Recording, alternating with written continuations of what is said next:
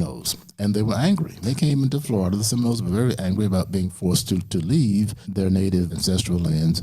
And some of them brought ammunition into Florida, and they were very hostile, and they resisted white efforts to remove them even from Florida. Do I have it correct that the tribe that we know as the Seminole originally were with the Creeks, right? Because you have the Upper Creeks and the Lower Creeks, and that's the group that they separated from, then became known as Seminoles. The Seminoles include members of various tribes that were in the South: the Cherokee, the Chickasaw, Mississippi, the Creeks. Most of them were Creek. Osceola was a Creek.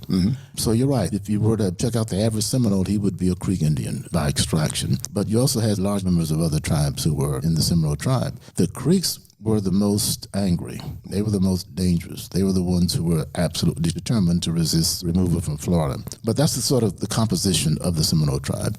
Now, the blacks who were being removed, we know that these blacks were mostly escaped slaves coming from South Carolina, Georgia, the surrounding areas.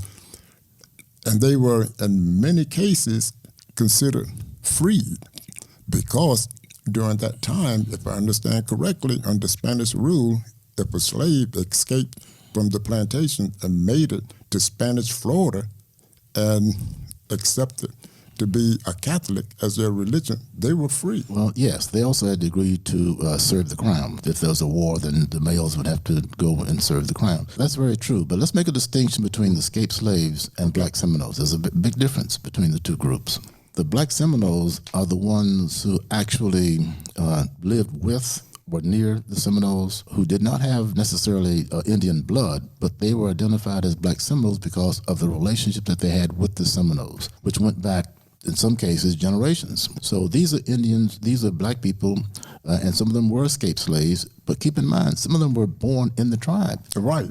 So they had never been a slave.